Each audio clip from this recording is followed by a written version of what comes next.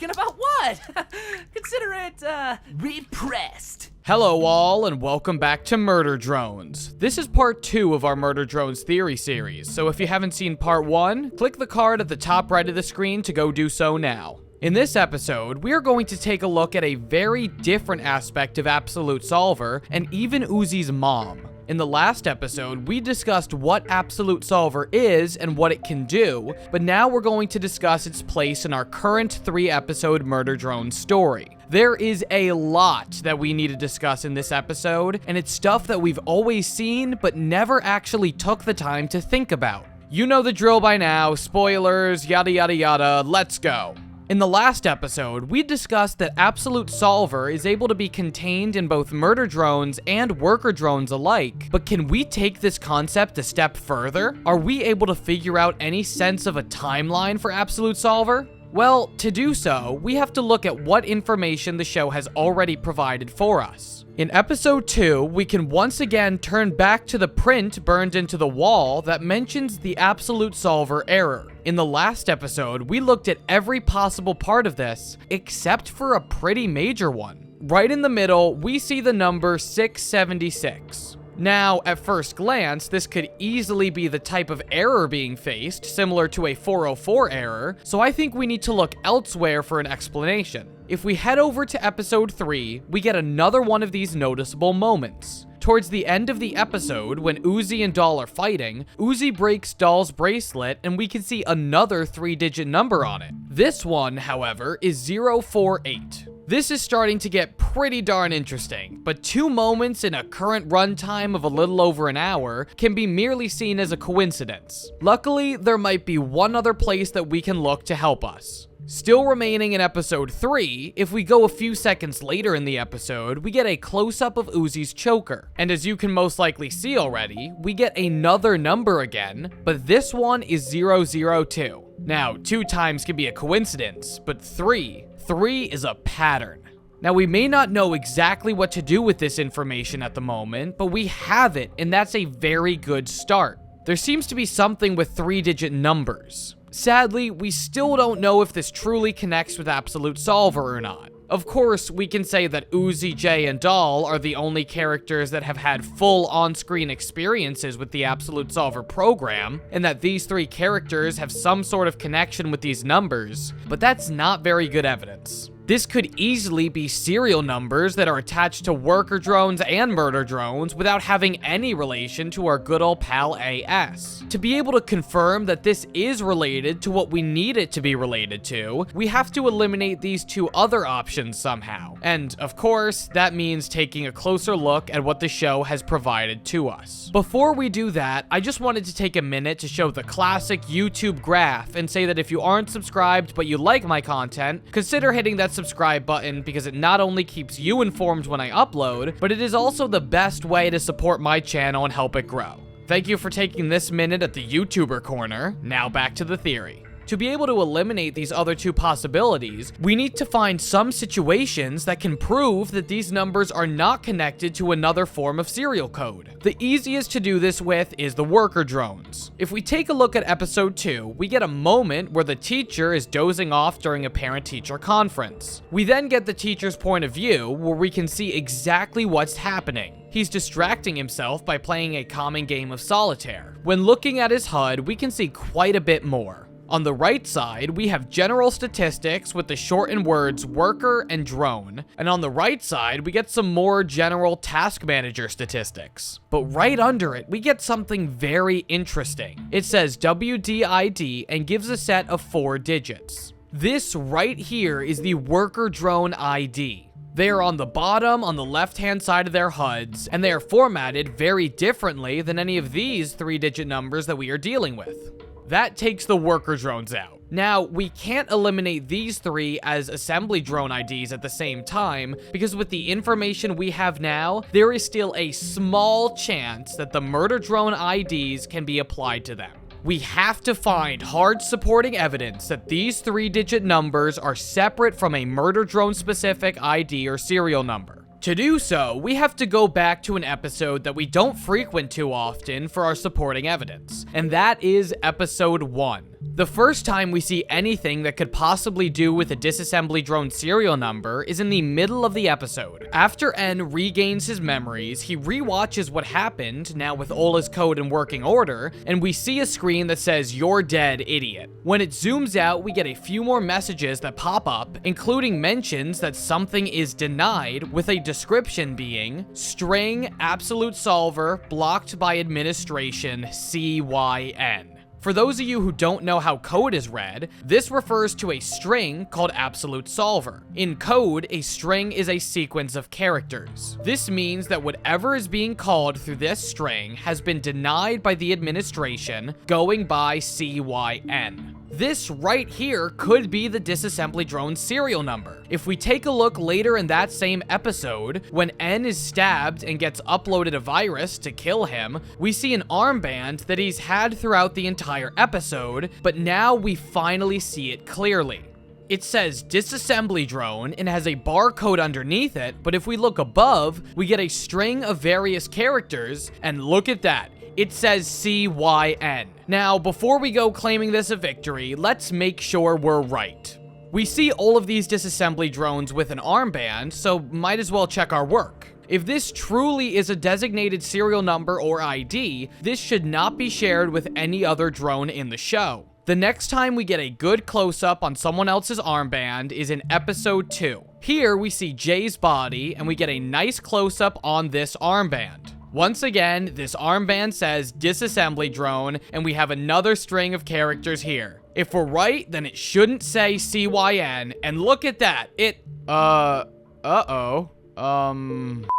we just cut that out? Just pretend like it never happened and that we're always right? No, fine, hold on.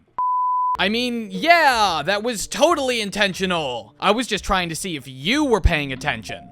No, but seriously, this right here cannot be the serial number or designated ID, as it is shared with more than one drone. However, there is one thing we missed. If we go back and take a look at N's HUD again when he's rebooting, we can see directly above the last thing we looked at where it says designation and then N-0x0010010. Now, at first glance to a coder, this just seems to be a normal memory location. But if you really take a look at the first word, it ends with the letters RIAL. We can use the bottom word to see that that is clearly the word complete, which means that this top word only has 2 letters left. At this point, we can make the clear determination that this first word is serial. Now we can tell that this full sentence is serial designation N-0x0010010. This is some pretty strong evidence for a serial number, but just like what we always do on this channel, let's take it a step further to make sure we're checking our work.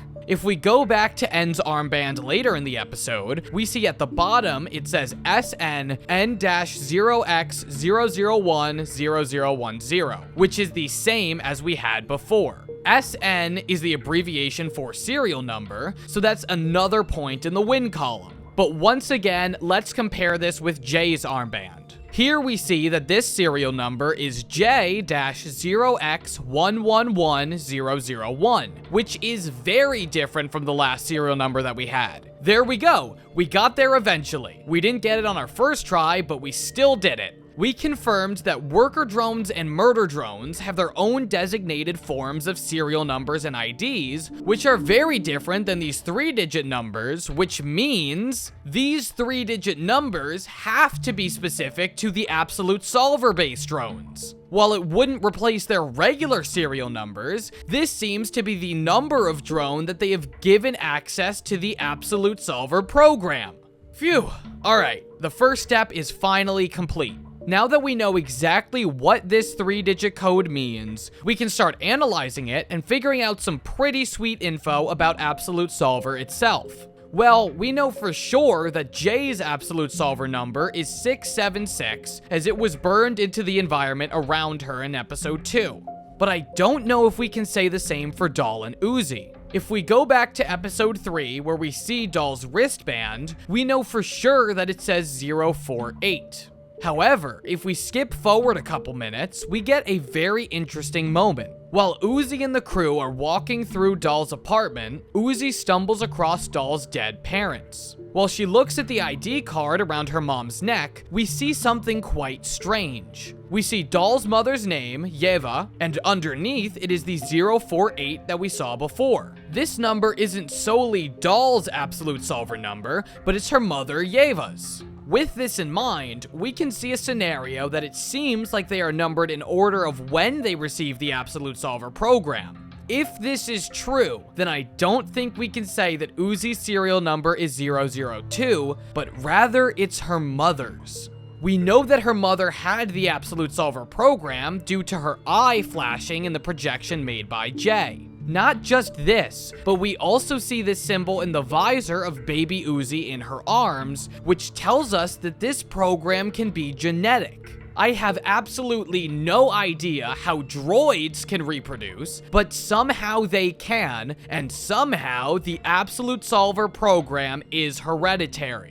While I'm not sure if the program number will be the same for the offspring, we know that they are able to inherit the program itself. It would make sense that the worker drones with the Absolute Solver program have lower numbers since they were created before the disassembly drones, which is some more confirmation in that aspect. Now that we understand the 3-digit IDs and how they are assigned, let's continue our conversation about Uzi's mother, because something is very wrong with her. We have never had a reason during episode 1 to believe that she could be anything except a normal droid who was devastatingly attacked by disassembly drones and required Khan to put her out of her misery, but since episode 2, something is very off. We can no longer trust that she is or was just a normal worker drone. We have some strong evidence to prove that her Absolute Solver number is 002, telling us that she is the second drone to ever receive the program, but there's also something else we know about her. Somehow, Nori, Uzi's mom, is very important to the Absolute Solver itself in one way or another. We see in episode 2 that the program has a connection with Nori based on her being shown with the symbol through its projection instead of literally any other drone ever. Not only that, but it also says this. It hurts our feelings you don't remember us. Somehow, in some way, Uzi does not remember the program, and it is related to something that Nori has done.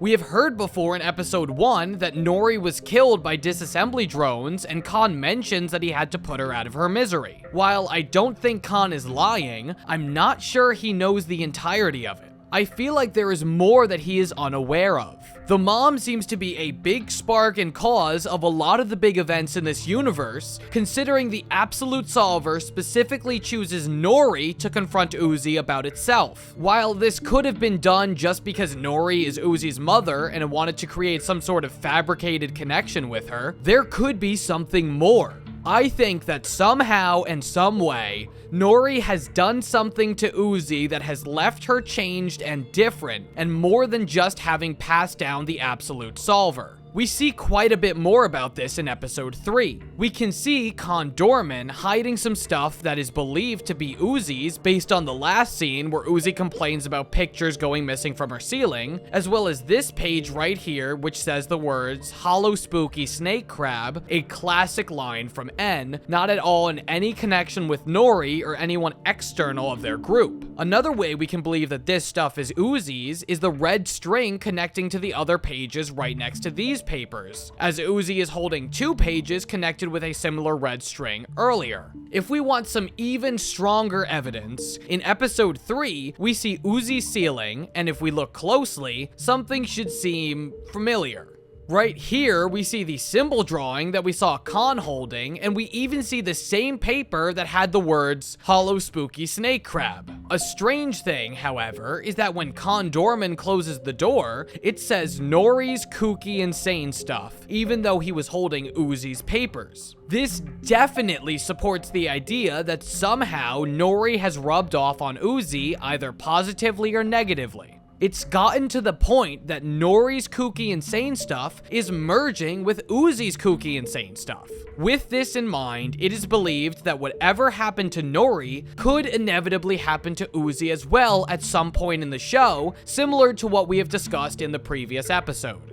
So, we have all this information that we have solved, but what can we conclude from this? Well, we know that JC Jensen and company didn't just apply this absolute solver willy-nilly into the worker drones, but instead it was specific and chosen. These worker drones containing the absolute solver were numbered, seemingly in either production or application order, and this program can seemingly be passed down genetically to their offspring, which can cause a major problem later in our timeline. Instead of the absolute solver program being isolated in just a few of these previously mentioned drones, while I don't think we will see this happen in the timeline of the show, it can grow and spread like a disease through these drones' offspring, infecting and affecting every drone on this planet. There is a big threat coming for all of them, and its name, Absolute Solver.